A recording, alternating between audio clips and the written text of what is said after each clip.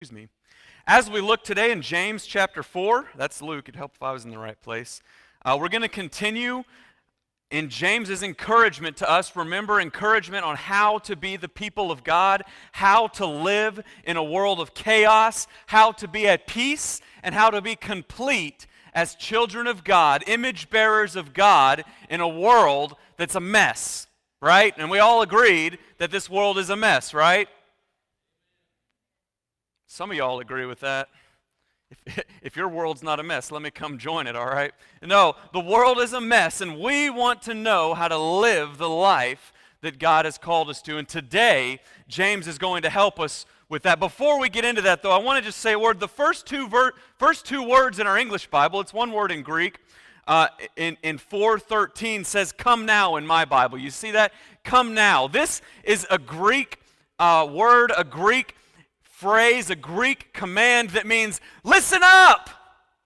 So James is going through this letter, and right now he says, listen stronger, listen more. If you haven't been listening, now's the time to start, all right? It's a forceful word. It's not a kind word like, hey guys, I'm right here, listen to me. It's like when your daughter or son is about to walk off a cliff and you say, stop! So James is talking to the church today that's about to walk off of a cliff, and he's saying, listen to me. So I think we should stop and listen to what James, through the Holy Spirit, through James, has to say to us today. I want to read our text, and then we'll get into it. So James chapter 4, beginning in verse 13. He says, come now, you who say today or tomorrow we will travel to such and such a city and spend a year there and do business and make a profit. Yet you did not know what tomorrow will bring, what your life will be, for you are like vapor that appears for a little while then vanishes. Instead you should say, if the Lord wills, we will live and do this or that. But as it is, you boast in your arrogance. All such boasting is evil. So it is sin to know the good and yet not do it. Chapter 5, verse 1. Come now, you rich people, weep and wail over the miseries that are coming on you. Your wealth has rotted, your clothes are moth-eaten, your gold and silver are corroded, and their corrosion will be a witness against you and will eat your flesh like fire. You have stored up treasure in the last days. Look, the pay that you withheld from the workers who mowed your fields cries out, and the outcry of the harvesters has reached the ears of the Lord of hosts. You have lived luxuriously on the earth and have indulged yourself. You have fattened your hearts in a day of slaughter. You have condemned, you have murdered the righteous who does not resist you. Caleb and I were just talking right before the service about using inflammatory language, right? And James does not shy away from inflammatory language, does he? He's not holding back. He's not pulling any punches. He's got a serious message for the church in the first century, and I believe the same message, a serious message for us in the church in America today. The first point that I want us to see is found here in these first few verses. You don't know what tomorrow will bring. You don't know what tomorrow will bring. Now, we see this imagery here, right? Come now, you who say today or tomorrow we will travel to such and such a city and spend a year there and do business and make a profit. Yet you do not know what tomorrow will bring, what your life will be. For you are like a vapor that appears for a little while, then vanishes. Now, we're familiar with this language, right? All throughout Scripture, we read about our life being a vapor, life being life vanishing. In Psalm 39, verses 5 and 6, we read, in fact, you have made my days just inches long, and my lifespan is as nothing to you. Yes, every human being stands as only a vapor. Yes, a person goes about like a mere shadow. Indeed, they rush around in vain, gathering possessions without knowing who will get them. Or in Job chapter 7, verse 7, remember my life is but a breath. My eye will never again see anything good. And then Proverbs 27:1, don't boast about tomorrow, for you don't know what the day might bring. Ladies and gentlemen, we have a short life, don't we? Sometimes it feels long. And, you know, I turned 35 in June, which, some of y'all think, golly, he's ancient. And some of y'all think, man, well, I don't know if I should say her name. Miss Shirley told me she had great-grandchildren older than me. So I know the younger we are, the longer we think life is. I can remember as a child, do y'all remember this? Waiting for Christmas. You remember? And it seemed like it took forever. I mean, the days just, once it got to, especially after Thanksgiving, it's like the longest month in history, right? It just takes forever. And then Christmas Eve, you lay there all night waiting, and it's forever. And everybody tells you, when you get a little bit older, it's going to go by fast, right? And most of us have lived long enough to realize that's the reality, right? Time is fast. Life is short. David said it was a breath, and then it's gone. James says it's a vapor that vanishes. David also says it's like inches. And we think about the history of the world, so from creation to today to eternity, and our life is but a speck. Life is short. James is writing to us because our life is short, and we don't want to waste it.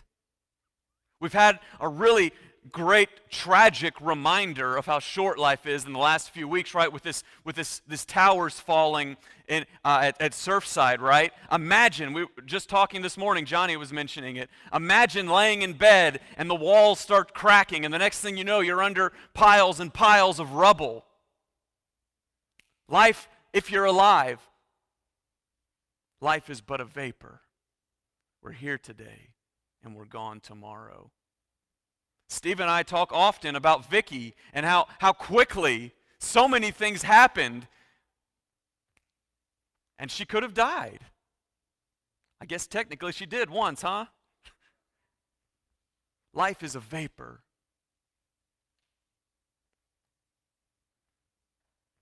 Do you want to waste your life? James is writing to a church, pleading with them. Don't waste the time you have. I've shared this before. It's been shared in churches all across America, all across the world. But I'm going to share it again because it paints a picture that I think is so important for all of us. I'm going to talk about this more in a minute. Let me say this first before I share the story. Don't we live our lives trying to get to a point, right? Many of us live trying to just get to where we'll be comfortable, trying to get to where the kids are out of the house and we can afford to do what we want, trying to live the life we want, don't we? Right? We live for retirement. We live for the day when we don't have to work. We live till we're free to do whatever we want. I know you're not thinking about it, Caden. Again, Steve used to talk to me. He would say, man, once I retire, I can come do all this and all that and all this and all that. Plans didn't quite work out the way you thought, huh? You got Vicky well, and now you can't stay on your feet. We make plans, and we make plans, and we make plans. And sometimes our plans even come to fruition, right? That's what I want to say. John Piper wrote this book. He actually preached the sermon first, and then he wrote a book called Don't Waste Your Life. And the point that I heard the sermon when I was in college, and it rings in my head almost daily. I think about this sermon. I imagine his voice saying that John Piper was, if you don't know who he is, popular pastor, still popular, writing books and all this. But in the sermon, he tells this elaborate story about a couple from his church who retired and moved to the beach somewhere, and he went to, I don't know what beach it was, he went down there to visit with them and to see them, and you know what they showed him when he got there? Some of y'all have heard the story. This couple went to him, this godly, seemingly mature couple who'd served the Lord for years, and he comes into their beach home, and you know what they show him? They say, "Pastor, come over here, look at this." And they go to a glass case full of seashells. And they say, "Every day we get up now, and for hours we go and look for seashells on the beach, and we find these beautiful shells, and we put them here. And it's the highlight of every day, and we can just come and look at them and enjoy them." And John Piper shared in this sermon, he says, I don't remember if he said it word for word, but he conveyed that he was heartbroken. Because this couple had lived their whole lives waiting for the day that they could collect seashells and put them in a case. And he says he envisioned in his head them going before the throne of grace, and God says, "What have you done for me?" And they say, "Look at our seashells. This is what we did for you." And John Piper, at least, envisions these people entering eternity with a wasted life. Now, I'm not saying you shouldn't collect seashells. I'm not saying you shouldn't go to the beach. I'm not saying you shouldn't retire. I'm saying that we don't want to waste the time we have. James isn't concerned about riches. James isn't concerned about plans. He's not worried about seashells. John Piper wasn't really worried about the seashells of his church members. The problem is our priorities and what we're looking at, because our life is so short. And God has incredible plans for every single one of us. James is writing to a church because he's afraid they're wasting their lives. And the Spirit of God wants to say to each and every one of us, don't waste your life.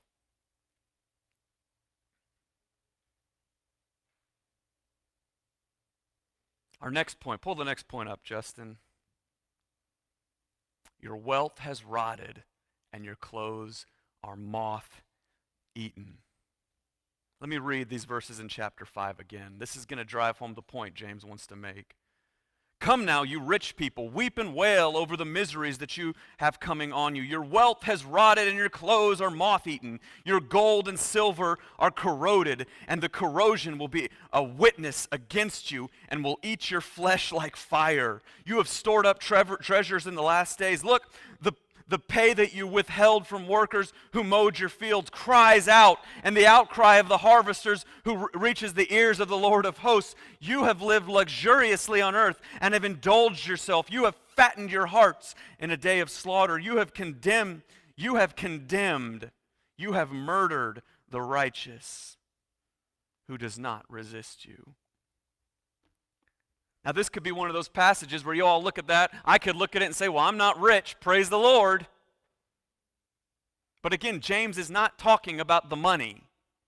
This is an example of a group of people in this church in the first century who are focused on getting wealthy.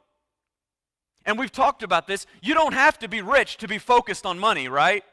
I know just as many people that have nothing, that all they think about is money and wealth and possessions. And it consumes them. It destroys them. These people that James is talking to are taking advantage of the people who are mowing and harvesting their fields, their workers, and they're cheating them because they want just a little bit more. And they're looking to what they can gain. And what does James say? He says, your wealth is nothing. He's looking forward to the day of eternity. He says, your clothes are moth-eaten. Your gold and silver, corrupted. Your greediness, I'm paraphrasing, your greediness and your riches are doing what? They cry out to God against you. They condemn you. Because, ladies and gentlemen, look, it is by the grace of God through Jesus Christ that we're saved and nothing else. There's nothing you can do to be right with God. But remember, we talked about this, the sheep and the goats. In eternity, when God says, "What have you done for me?" What is the distinction that he makes? What they did or didn't do. The things that we do matter in this short life we have on earth. And the things that we devote ourselves to cry out to God about who we are. And ladies and gentlemen, I don't want to stand before the throne of grace, and when God says, "What did you do with your life?" I hand him a bunch of seashells. Or I hand him a fat bank account. Or I say, "God, if you only would have let my 401k get a little bit better, then I could have gone on the mission field. If only my wife hadn't got sick, then I could have done what you called me to do. If only this trial hadn't happened, then I could have said yes to you. But God, you gave me too much. God, I couldn't do it. It was too hard."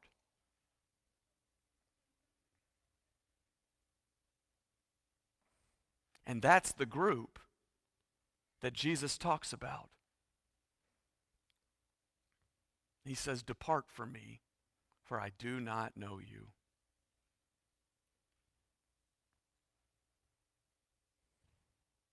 Do you remember what Jesus said about treasure? Somebody tell me. Where your treasure is, what? There your heart will be. You see, these people that James is talking about, by the mere fact of their devotion to wealth, they're showing, my heart's not with God.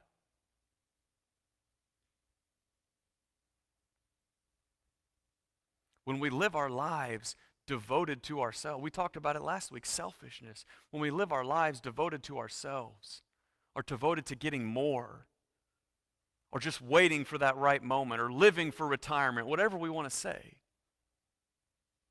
When we live our lives saying, "God, wait. Wait, God, just a little more. Wait." We waste it. The short time. The short time. I didn't put this in my notes, so it could be dangerous, but y'all just hang on with me. I've shared with you about the missionary Jim Elliot, right? Some of you are very familiar with him. He went with his wife and a group of friends. They met. They didn't all go together, but they met and they began to work in Ecuador. He did have a baby, yes, later on. They went to Ecuador to take the gospel to native people who had never heard it. And through a series of work and a series of exploration, they find one people group that nobody's ever shared the gospel with in Ecuador. And the problem is, first off, it's really hard to get to these people because they can't, it's not easy access, but they find a place they can land a plane. But there's another problem. These people like to kill outsiders. They like to kill each other. But Jim Elliot and his friends, his co-missionaries, they know that God is calling them there. They actually can't even tell everybody in their mission organization what they're doing because they're not allowed to do this. But they know what God wants. So they find somebody, a woman who speaks the language, and they kind of, sneakily, is that a word, sneakily? Secretly, they start learning some phrases in this language.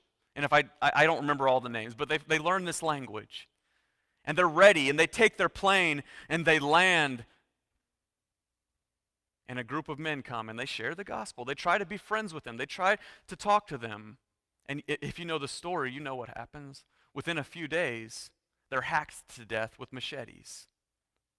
5 of the brightest and best missionaries in the prime of life killed with not one convert.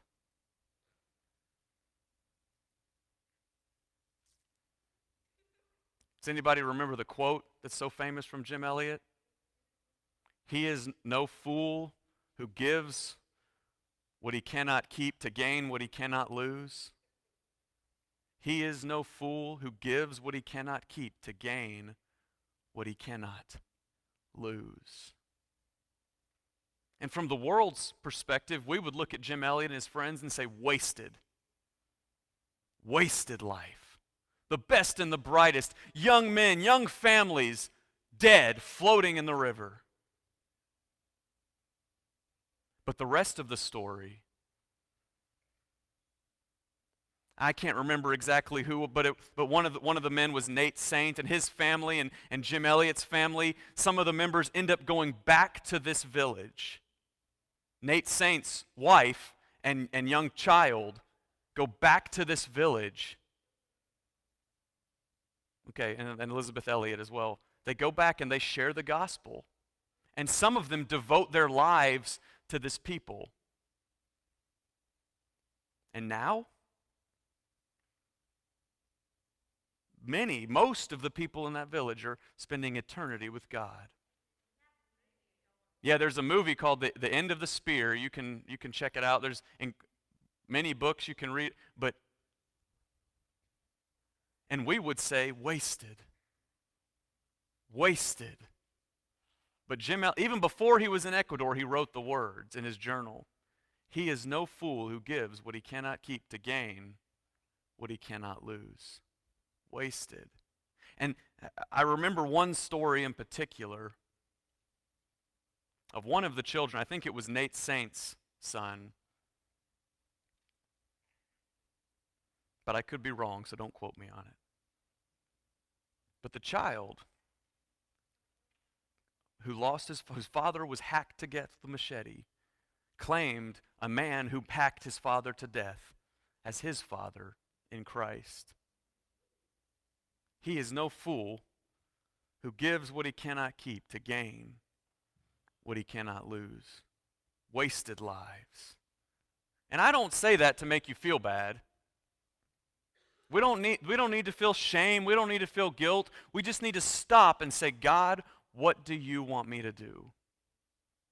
Because these people that James is writing to devoted their lives to riches and wealth and possession. And those things, hopefully this group of people read this letter and repented. Prayerfully they did. But if they didn't, their wealth, the thing they spent their time, think about the things they spent their time on, cry out against them for eternity. So what are the things?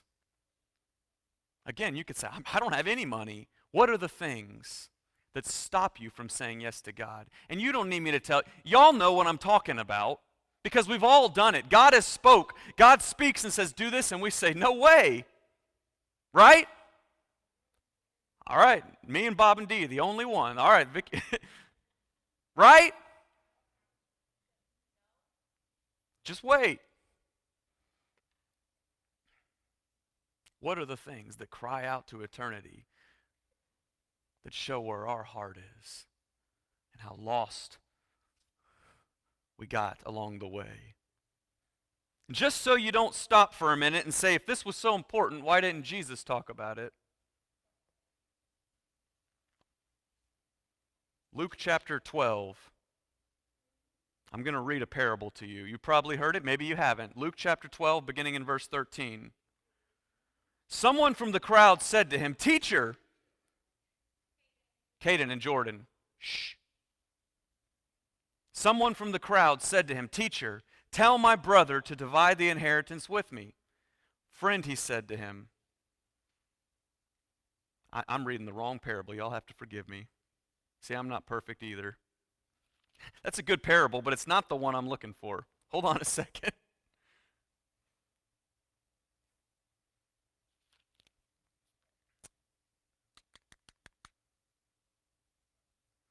It's just the one that comes before it. Sorry. Verse 16 of Luke chapter 12. Then he told them a parable. A rich man's land was very productive.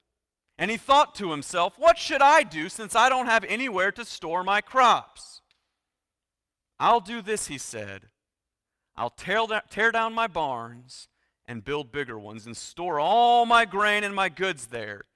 And then I'll say to myself, You have many goods stored up for many years. Take it easy. Eat, drink, enjoy yourself. Anybody ever done things like that? Yeah? Dee's laughing. God laughs in eternity when we do that.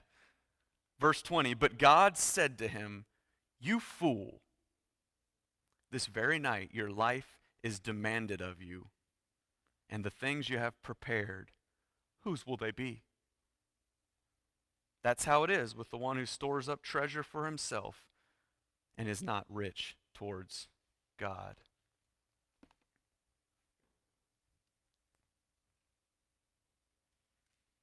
What are your plans? Now, planning, James talks about planning here, planning is not a bad thing. We should plan. Even Jim Elliot, who we talked about, I've read his journals and you read them, and he planned like crazy. He was planning for years before he went on the mission field. He planned and prepared and got ready. Nothing wrong with that.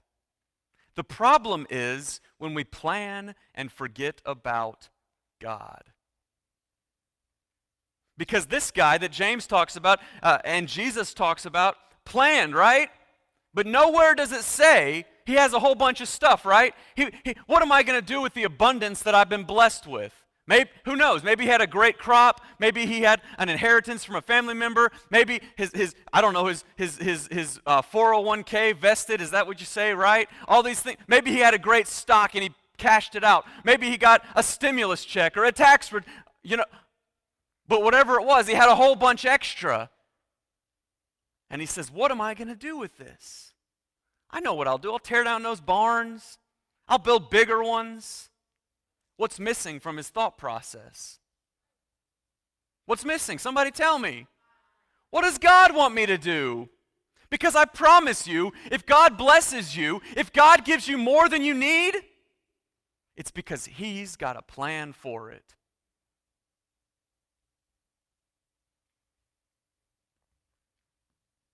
He's got a plan for it. And that doesn't mean that you don't save. So I'm not saying you shouldn't save for the future. I'm not saying you shouldn't do that. But God has something He wants to do. And the question we have to ask ourselves is, what will we do? What do you want us to do, God? Y'all know, or I've told you at least, I pretend like you remember everything I say. But I love the books of 1st and 2nd Samuel. I love reading the comparison and the contrasting of David and Saul and David and Solomon and all these men and women in these books that compares those who follow God and those who reject God. And I've studied a lot about Saul, and he's in a hard place, and he makes bad decisions, and he faces consequences. But you want to know, to me, the most striking difference when we look at King Saul's way that he ruled Israel and King David's way that he ruled Israel? Do you know what it is? You don't know what I think, of course you don't. But if you read through in David's actions, you know what it says all throughout those books? David went to God. David asked God. And you know what it says about Saul? He got tired of waiting for the prophet Samuel to come, and he did what he wanted. That's paraphrased, but that's what he did. David asked God.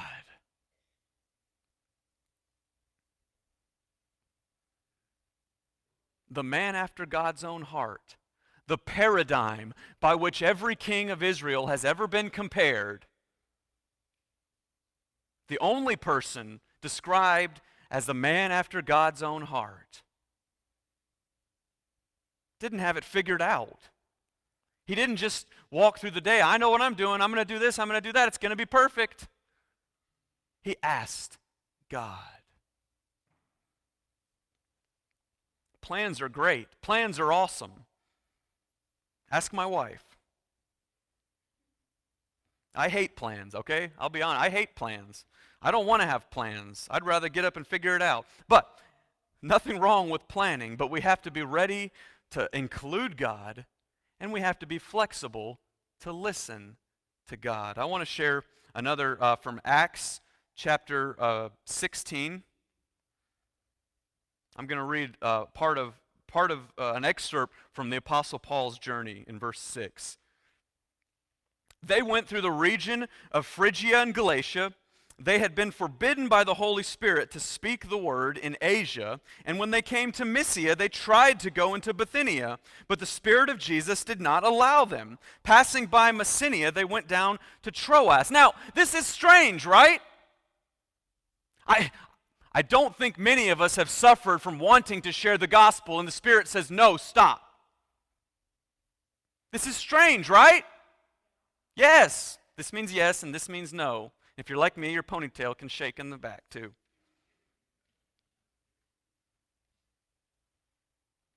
Paul was making plans and trying to carry out God's work. And the Spirit said, pause, wait, stop. Why? That's a good question. Why? Verse 9 of chapter 16. During the night, Paul had a vision in which a Macedonian man was standing and pleading with him, cross over to Macedonia and help us. After he had seen the vision, he immediately made efforts to set out for Macedonia, concluding that God had called us to preach the gospel to them. Paul had plans. Paul was going to the major cities. He was taking the gospel. He was starting churches. And he wanted to do it. He tried to go into Mysia. Nope. Don't go there. He tried to go to Bithynia. Nope, don't go there. Was it that they didn't need the gospel? No, there was nobody else in Mysia or Bithynia sharing the gospel. It was that God had a plan for Paul. God gave Paul certain resources, and God had a plan. So that night he goes to sleep, and he says, go to Macedonia. And after this, we have the conversion of Lydia, who may not have ever heard the gospel if Paul hadn't listened to God. We see Paul and Silas in the prison when the Philippian jailer receives the gospel, and his entire family is baptized and saved. May not have ever heard the gospel if Paul hadn't listened to God's plan. And on and on and on and on. Churches planted and people saved in Corinth and Antioch and Ephesus and Philippi and Athens. And if Paul hadn't listened to God, do you think the Spirit physically stood before Paul and said, don't move? No. He spoke to him and said, don't go here, don't go here. But how many times do we ignore what the Spirit says and do whatever we want? Or just totally ignore asking God what he wants. It's not that we don't plan. It's that we plan and we let God use us. We plan and let God change the plans. We act and let God direct us. But all through it, we ask God, what do you want me to do? So that we don't waste our short lives.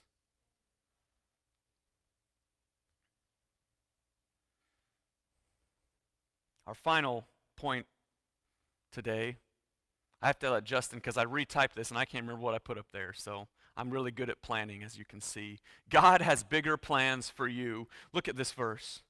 What does James say we should do instead of planning and acting like this? Instead, verse 15 of chapter 4, you should say, if the Lord wills, we will live and do this or that. Right? If the Lord wills, do this or that. If the Lord wills, what should we do? This or that. We will never accomplish God's plans without his direction. We will never walk in the path that he has for us until we let him control it. We will never accomplish what God has for our lives, the mission that he has for your life, focused on ourselves, focused on yourself, outside of his will. I want to say right here also, verse 17, James writes, so it is sin to know the good and yet not to do it. Now we can easily understand what that sentence means, right? It's sin if you know something's wrong and you don't do it, right? That's easy. But what does it mean for this context? What does it mean in the midst of this text? I struggled with this and I was studying. What does it mean? It means that there's nothing wrong with making plans. There's nothing wrong with going to your job and working hard. There's nothing wrong with planning for retirement. There's nothing wrong with having a nice home or a nice car. There's nothing wrong with taking care of your family. There's nothing wrong with these things. But if God says go to Africa, and you stay in your job and take care of your family and plan for retirement, it becomes wrong. It is wrong. God hasn't told you to do the same thing as he told me. The next missionary that came along, God might have said, yeah, go to Mysia, go to Bithynia, and that would be perfect. But for the Apostle Paul to go to Mysia or Bithynia and preach the gospel was wrong. Because God had a plan for him. And God has a plan for you. And that's where I want to end today. Your life is a vapor. My life is a vapor. The things that we focus on outside of God are crying out against us. The treasures that we allow to rule our lives, the idols we let take hold of us, are crying out against us.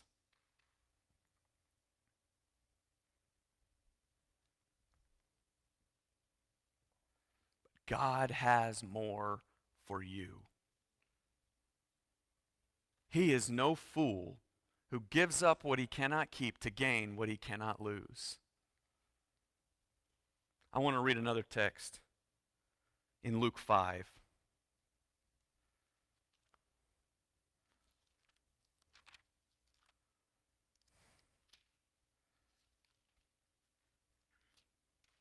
Luke chapter 5.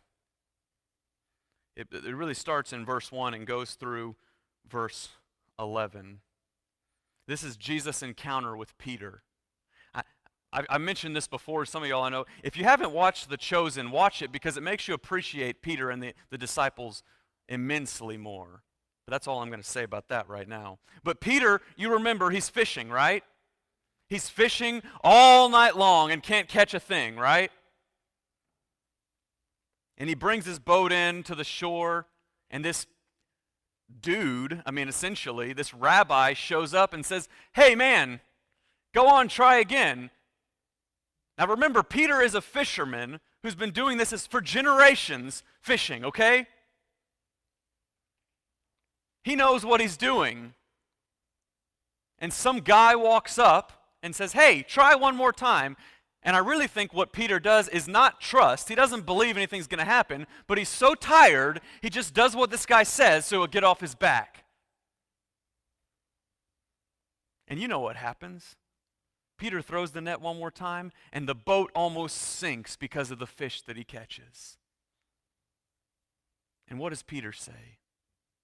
He says, get away from me, because I am a sinner. And Jesus says in the second part of verse 10, don't be afraid. From now on, you will be catching people. From now on, you will be a fisher of men. To me, this is an incredible illustration of that sentence. For those who know and don't do it, it's a sin.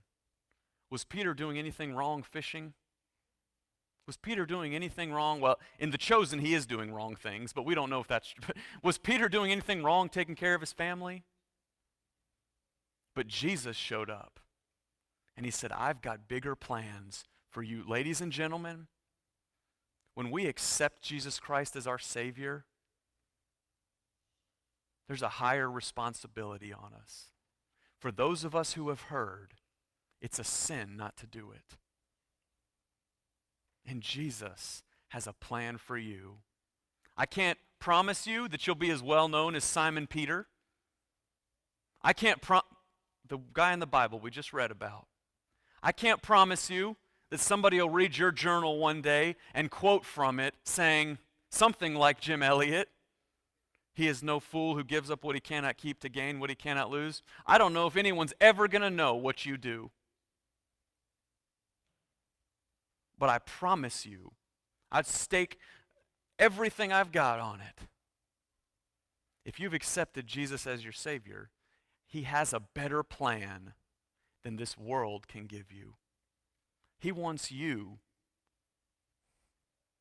to leave it behind. Leave something in your life, maybe all your life, to follow him. Because he doesn't want you to waste your life. He did for Peter, who heard God's call to keep catching fish, was wasting his life. God said, I've got a plan for you to catch people, to take my gospel around the world. So the question we all have to ask ourselves is, what are we doing that's wasting our lives?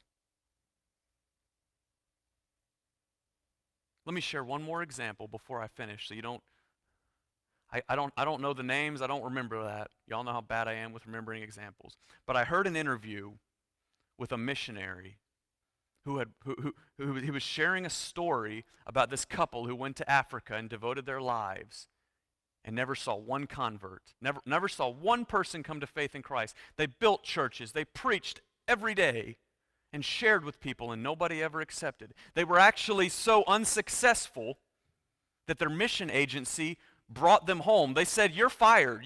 We're not going to pay for you to be missionaries anymore because you can't seem to do anything right. You can't seem to get anybody to listen to you. And they went home dejected and embarrassed and died in retirement, feeling like they had wasted their lives. But while they were in Africa, they had hired a boy to help with their luggage and to travel with them as an assistant. And that guy sat with them for years and years, listening to them preach and preach and preach and share and share and share. And they died not knowing what would happen. But this young man grew into a man, and I don't remember his name. I apologize. I'll look it up, and if you want to know, come ask me. But he became an evangelist. And this interviewer said that this one man had led more people to Christ in Africa than any other person ever. You don't know what God wants to do with your life. You don't know if one of the children sitting on this front row, children and teenagers, you're a children, you're a teenager. You don't know what they will do. Don't waste your life. It's really short. Don't wait any longer. If God is calling you, throw caution to the wind. Leave everything behind and go and follow him. He's got a plan bigger than you can imagine, far bigger than your bank account, far bigger than your retirement, far bigger than anything you can come up with. Let's none of us waste our lives. Father, we thank you. Thank you that we can come together and celebrate and worship you. I pray that as we look at your word, that we would not let it go void. That as we open your scriptures, that we would open our hearts to what you have to do in and through us. God, I don't know what you're saying to anybody else in this room, but my prayer is that none of us would waste our lives.